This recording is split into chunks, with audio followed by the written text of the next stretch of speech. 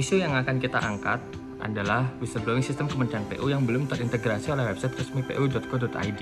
Yang mana faktanya itu pemerintah telah menyertakan whistleblowing system untuk kementerian lembaga yang dia itu sudah tercantum di websitenya masing-masing. Contohnya kayak Setnek, kayak BUMN, terus juga kayak Kemenkeu, semuanya itu terintegrasi dalam sistemnya, sedangkan di PU sendiri itu masih belum ada. Nah, untuk yang kedua terkait sosialisasi mengenai whistleblowing aplikasinya ini di Kementerian PU belum masif.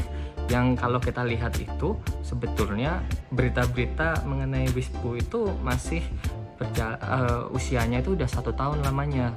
Jadi rasa-rasanya sih ini akan menunjukkan komitmen ya bagi masyarakat apabila tidak kita tindak lanjuti, kita tidak terus galakkan terkait whistleblowing sistem ini tidak akan menunjukkan nilai akuntabel. Selanjutnya kita masuk ke isu belum dilakukan pengumpulan dan penggabungan data rincian hasil pelayanan publik dari lapor.go.id yang sudah didisposisikan ke Kementerian PU.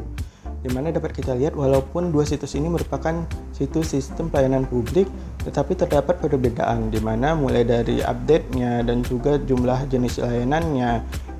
Tetapi seharusnya kedua situs ini tidak menjadi rival. Seharusnya sahabat.pu.go.id bisa menjadi sumber pendukung bagi lapor.go.id. Isu monitoring kepuasan masyarakat pada portal sahabat.pu.go.id belum konsisten terbarui dan belum terjadi dalam bentuk dashboard, di mana kedua situs ini yang merupakan situs pelayanan publik seharusnya daripada menjadi rival, mereka dapat menjadi pendukung satu sama lain karena mereka memiliki kekurangan dan kelebihan masing-masing.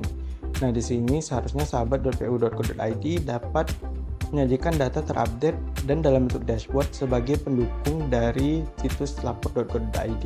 Lapisan isu kami menggunakan metode analisis USG. Yang mendapat ranking 1 adalah whistleblowing sistem Kementerian PU belum terintegrasi dengan website resmi pu.go.id. Untuk aspek urgensi, nilainya 4. Integrasi whistleblowing system ke website resmi Kementerian PU sangat penting untuk mendukung transparansi digital. Hal ini sejalan dengan pilar literasi digital serta tuntutan agar ASN berjalan lebih efektif dan inovatif. Dari sisi seriusness, nilainya 5. Jika sistem ini tidak terintegrasi, maka pelayanan publik bisa melemah. Padahal, sebagai pelayan publik, ASN dituntut untuk profesional dan akuntabel. Sementara itu, Grow diberi nilai 4. Masih ada ruang pengembangan besar, misalnya melalui pembuatan dashboard pelaporan, peningkatan keamanan digital, serta branding resmi. Semua ini mendukung ASN untuk terus berinovasi dan meningkatkan mutu kerja. Inilah mengapa isu ini mendapat nilai paling tinggi.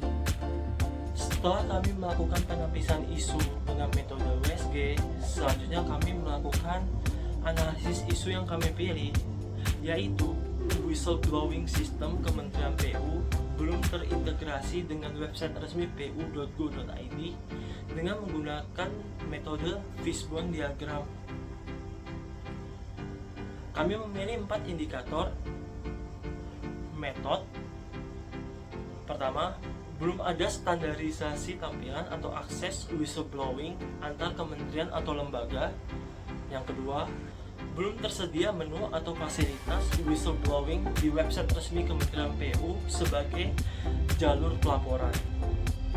Kemudian ada material. Yang pertama, tidak ada materi edukasi secara formal bagi ASN PU dan masyarakat soal tata cara pelaporan.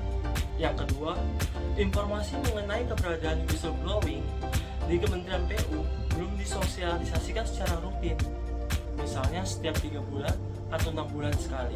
Selanjutnya, dari kategori manpower, penanggung jawab sistem kurang peduli untuk integrasi sistem. Dalam hal ini mungkin lebih kurang menyadari akan pentingnya untuk mengintegrasikan sistem ini. Kemudian rendahnya kesadaran terhadap sistem pelaporan internalnya. Selanjutnya, dari kategori mesin atau perangkat, sistem whistleblowing berdiri sendiri tanpa API integrasi, atau saat ini sistem belum terintegrasi dengan website resmi dari Kementerian PU. Kemudian ada keterbatasan server atau infrastruktur hosting. Dari isu utama yang dipilih yaitu terkait dengan whistleblowing system yang tidak terintegrasi dengan website resmi Kementerian PU, di sini kami menawarkan 2 solusi. Yang pertama yaitu konsultasi pengembangan aplikasi melalui layanan Sekjen. Yang kedua, koordinasi melalui media informal. Nah, untuk yang pertama ini, Sekretariat Jenderal mempunyai sistem informasi layanan terpadu. Salah satunya ada opsi untuk pengembangan sistem informasi atau konsultasi pengembangan aplikasi.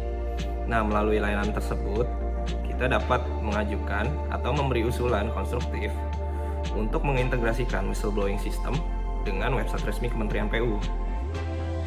untuk yang kedua itu, koordinasi melalui media informal. Salah satunya dapat melalui WhatsApp.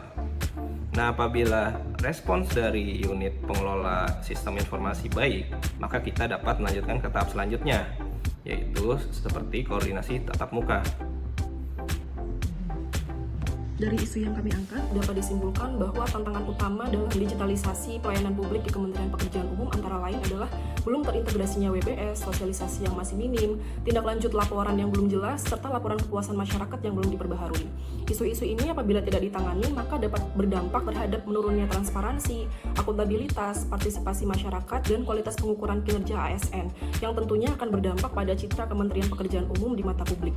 Oleh karena itu, untuk mengatasi hal tersebut dibutuhkan peran strategis ASN untuk meningkatkan literasi digital, melakukan kolaborasi lintas unit, melakukan penyajian data akurat, serta membangun budaya kerja yang inovatif. Hal tersebut kami coba tuangkan dalam 2 solusi yang kami usulkan, yaitu melakukan konsultasi pengembangan aplikasi dengan layanan Setjen dan juga melakukan koordinasi internal dengan Pusdatin.